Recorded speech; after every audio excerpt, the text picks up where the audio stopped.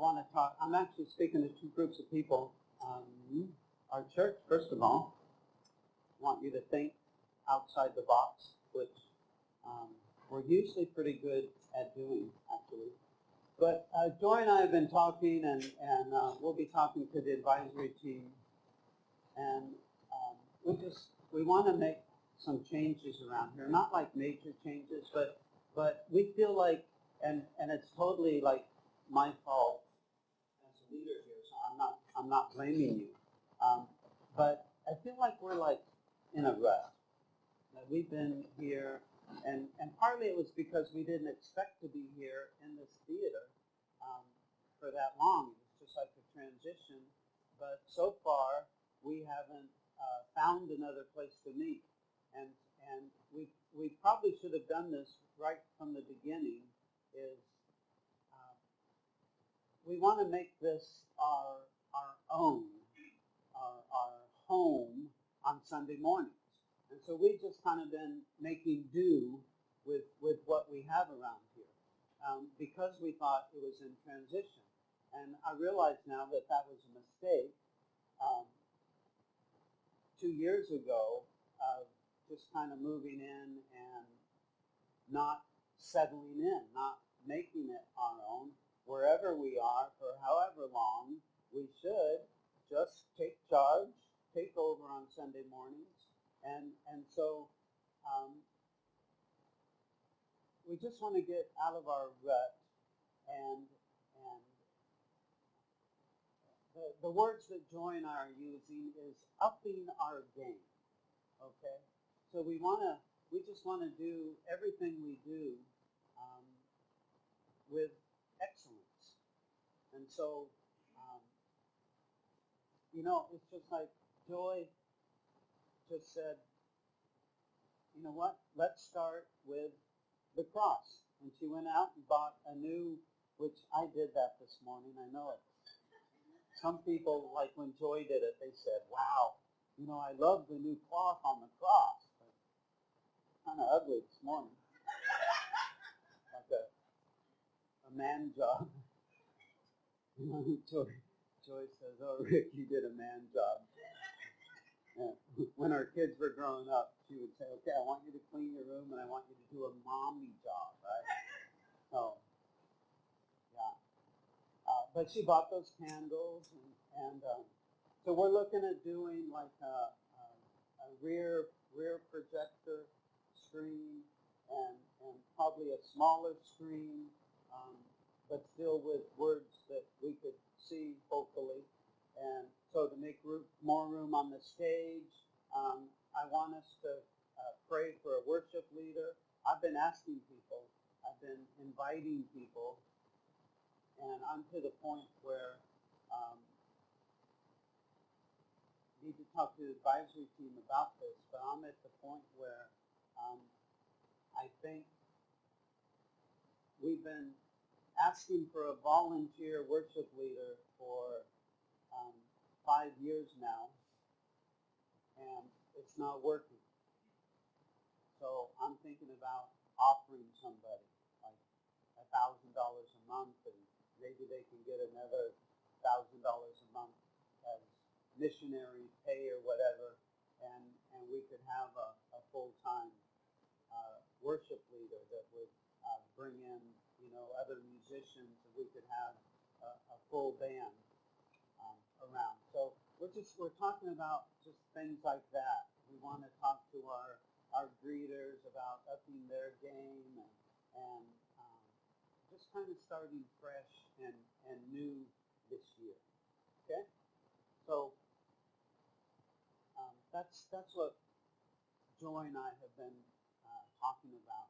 I see Ron there with the video camera where people have been asking us for years to video our services so that the people that are here for like a month or 2 months or 3 months out of the year, they love us. They consider us their home church, and they're asking us that they want to stay connected through the internet.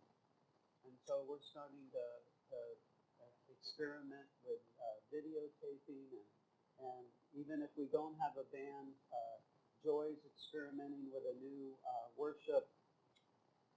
It's actually an app that she would actually run the projector from here, and she would have not just the words, but background music, guitar and drums, um, along with Sally playing the keyboard, and Joy and Katie, and want to invite other people to sing or play, but we'll have this background music, whether we have a band or not. So that's just kind of the stuff that we're talking about, experimenting with, and I'd like to do even more with the stage. If some of you have that you'll do better than a man job, I'll take your help in decorating our stage on Sunday mornings, making it.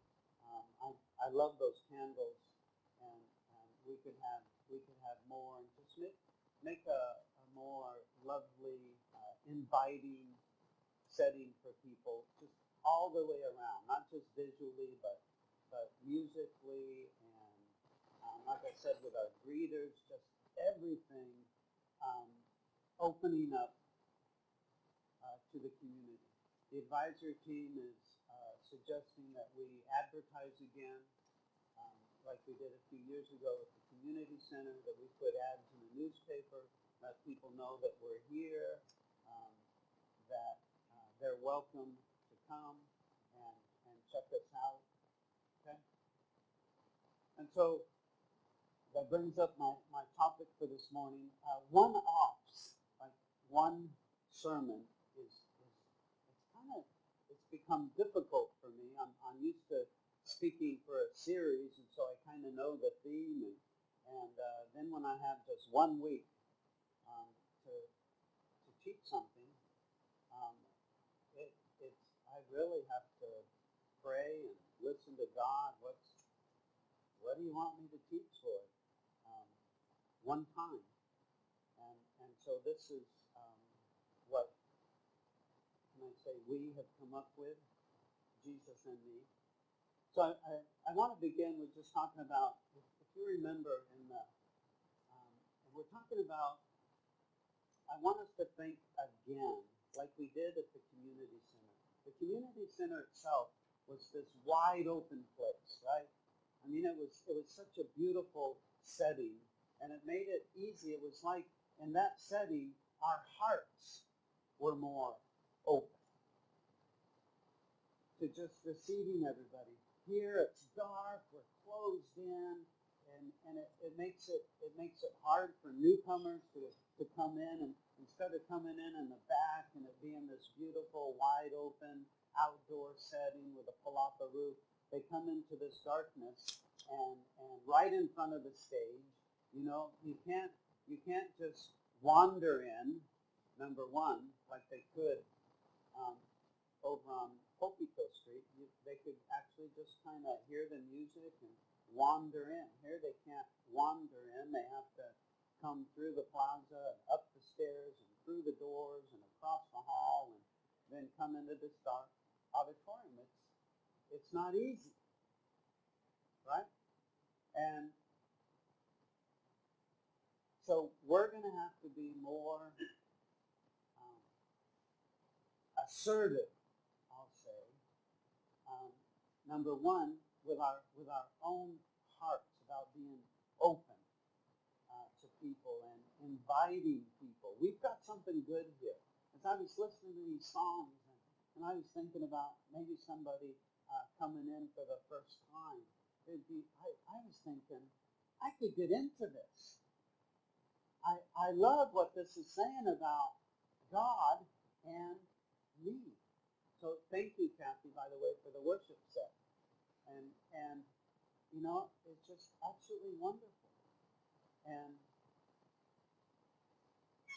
But what I'm saying is, I think we're going to have to try harder to open up ourselves, to open up this building, to open up. Like I remember when we first started out at Santa Barbara, and Herb was out on the sidewalk, actually, inviting people in, right?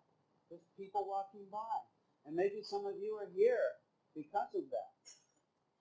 And so maybe we need to put somebody down on the sidewalk and say, hey, there's a church up here and everybody's welcome.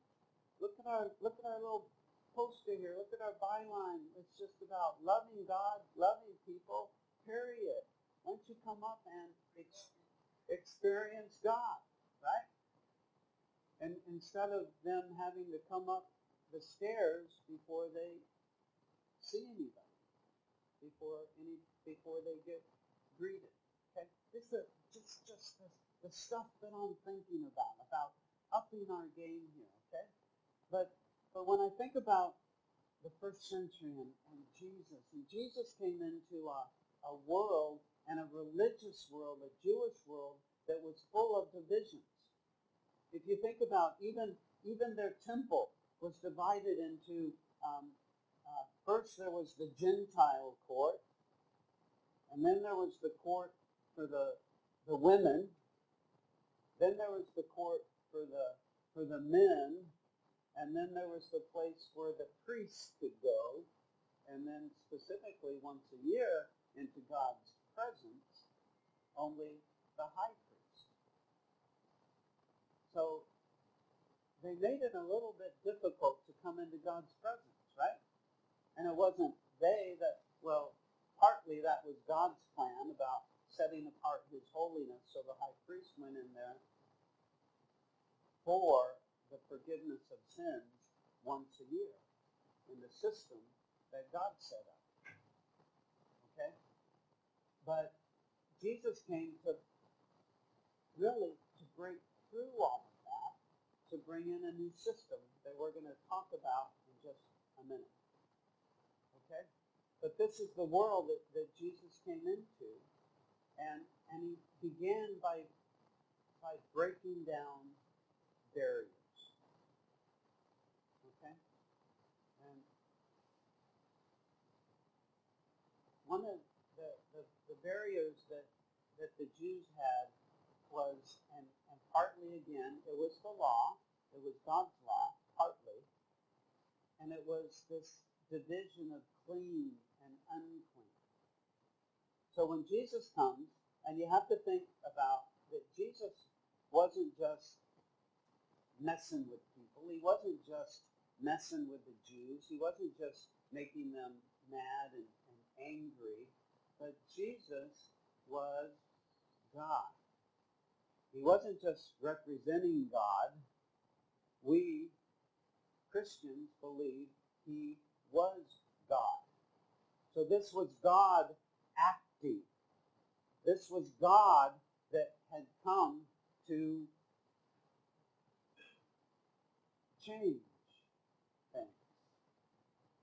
Okay? So Luke chapter 8, it records just 3 quick incidences of Jesus, of God, and how he was kind of messing with the system, again, purposefully, teaching the Jews something, that the system was changing through Jesus. Okay? So first, Jesus, he sails across the sea. He lands in it's actually a Gentile land, and he heals a naked, chained madman. I mean, the guy was crazy, bonkers. He had demons, actually, that was causing his craziness. And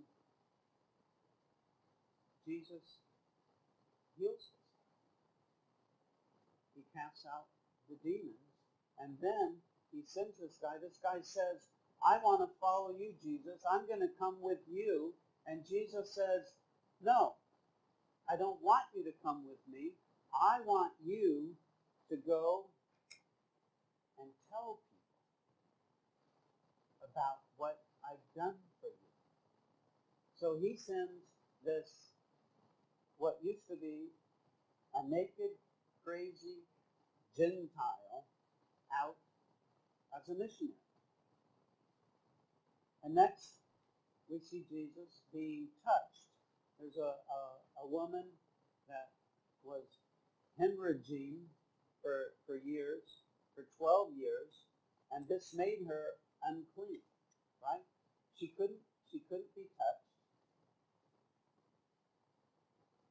She couldn't go into the temple. She had to separate herself. So she was lonely, I'm sure afraid. The Bible says that she'd gone to many doctors and nobody could help her. So she's stuck in this place.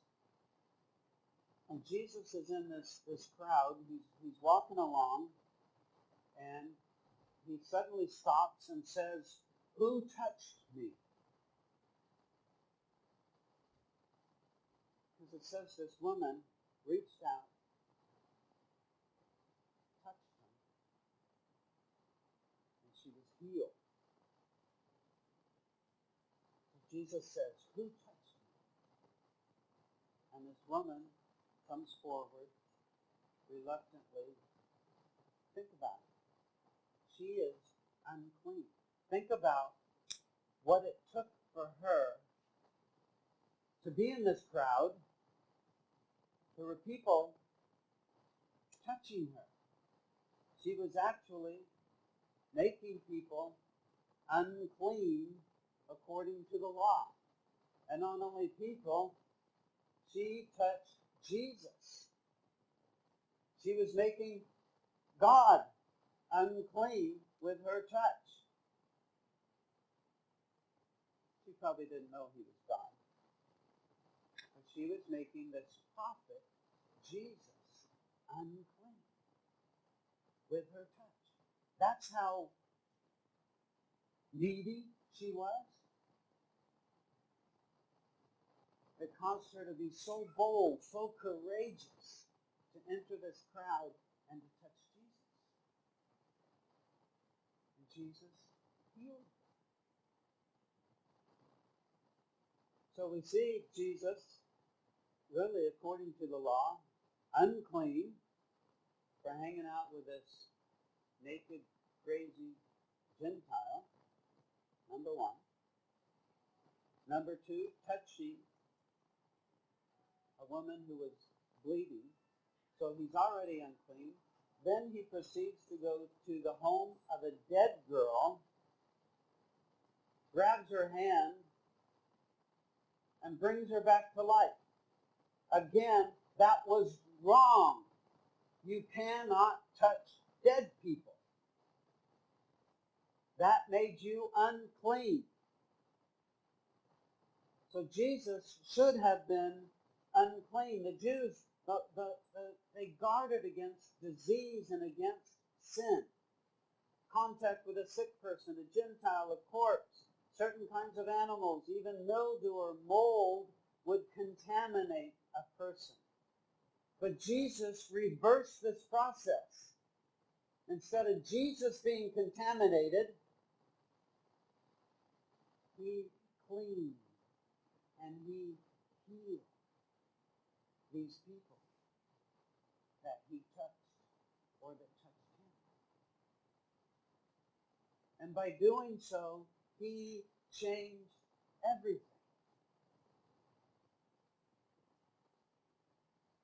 Remember in Acts 10, where and this is, and I want us to be aware about how God works in our life, how sometimes, and I'm not saying, all the time, but sometimes he's setting us up, and he's setting up other people to come in contact with him. Right? So in Acts chapter 10, Peter, who's always lived this nice, perfect Jewish life, he gets a dream, a vision, that there's this blanket that comes down that's full of unclean things. And he hears a voice that says, "Take and eat." And Peter says, "No way, Lord. I've never touched anything unclean. I've never eaten anything unclean, and I'm not going to now." This vision had to come 3 times where God says, "Take and eat," before Peter says, maybe God's trying to say something. And at the same time, God is speaking to a Gentile. His name is Cornelius. And he's saying, I need you to meet with my servant Peter. And Gentiles, they knew they weren't supposed to approach Jewish people. They knew the Jews didn't like them being in their presence. They called them Gentile dogs, right? Reminds me of some of the dogs I see out on our outreaches. Mangy, dirty, flea-bitten. And that's how the Jews thought of Gentiles. So God, his vision, speaks to a Gentile, to a good Jew, a follower of Jesus, by the way, but a good Jew, and suggests that they get together. Cornelius doesn't know why. Peter doesn't know why. But when Cornelius shows up, he goes, "I really don't know why I'm here. God just sent me here to meet with you." And Peter says, maybe this has to do with that vision that God was giving. So I want you to consider that in your life about maybe God is bringing people into your life. Maybe he's sending you to be with people. And of course we have the saying around here, love God, love people, period. And so you as a church are used to hearing this. And I'm just asking us, I'm encouraging us to be there once again. Because what I see is a lot of us.